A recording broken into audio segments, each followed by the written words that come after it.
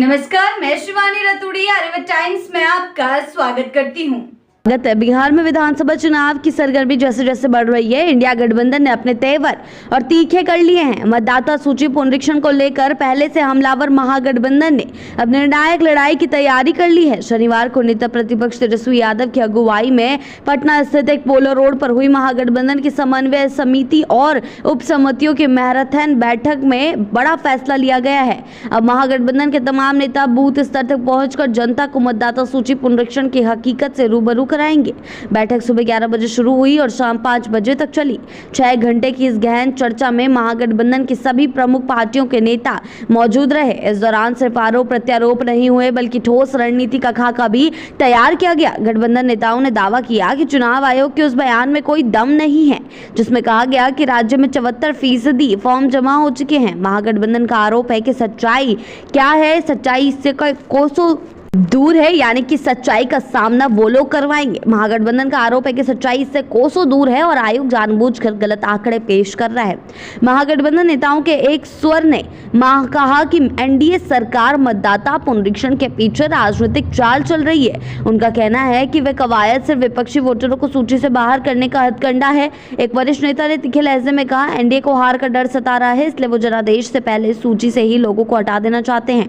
बैठक में महागठबंधन की प्रचार प्रसार, मीडिया और संवाद, सोशल मीडिया, साझा संकल्प हो या फिर कुछ चुनाव आयोग व कानून व्यवस्था संबंधित उप समितियों ने अपनी रिपोर्ट प्रस्तुत की। इन रिपोर्टों पर विस्तार से चर्चा की गई और आने वाले हफ्तों में हर जिले, हर गांव और हर बूथ पर गठबंधन कार्यकर्ताओं को एक्टिव मोड में भेजने की रणनीति बनाई गई है। बैठक के बाद मीडिया से बात करते हुए तेजस्वी यादव ने कहा कि सीटों को लेकर महागठबंधन में कोई टकराव नहीं है। उन्होंने भरोसा जताया कि समय आने पर सीट शेयरिंग को लेकर उम्मीदवारों के नाम तक सभी निर्णय सर्वसम्मति से किए जाएंगे। उन्होंने कहा, हम एकजुट हैं और इस बार जनता को कोई धोखा नहीं होगा।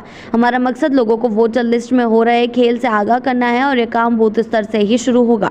महागठबंधन की रणनीति केवल विरोध तक सीमित नहीं रहने वाली। सूत्रों की माने तो गठबंधन अपने घोषणा पत्र में कुछ और दमदार लोक लुभावन वादे जोड़ने की तैयारी में है। इनमें युवाओं को रोजगार, किसान कर्ज माफी, महिलाओं को आर्थिक सहायता और शिक्षा व स्वास्थ्य के क्षेत्र में ठोस सुधार जैसे विषय शामिल हो सकते हैं। गठबंधन समझ चुका है कि महज विरोध से वोट नहीं मिलते बल्कि जनता को एक भरोसेमंद विकल्प भी देना पड़ता है। बिहार की राजनीति इस वक्त पूरी तरह से गर्म है। एक तरफ एनडीए मंदिर, आस्था और डबल इंजन सरकार की बात कर रही है तो दूसरी तरफ महागठबंधन जमीनी मुद्दों और वोटिंग अधिकारों को छीनने की आशंका को हवा देकर जन भावनाओं को जगाने की कोशिश में है। अब देखना यह होगा कि महागठबंधन की आक्रामक रणनीति आने वाले हफ्तों में बिहार की सियासी हवा को किस दिशा में मोड़ती है। क्या मतदाता सूची की सच्चाई को लेकर जनता सचमुच सतर्क होगी या यह मुद्दा भी अन्य चुनावी मुद्दों की तरह मंचों से उतरकर ठंडा पड़ जाएगा? यह फैसला अब गांव-गांव में होगी, जन चर्चा तय करेगा। लेकिन फिलहाल इतना तो तय है कि बिहार में इस बार सियासी गर्मी मॉनसून से भी ज्यादा तेज होने वाली।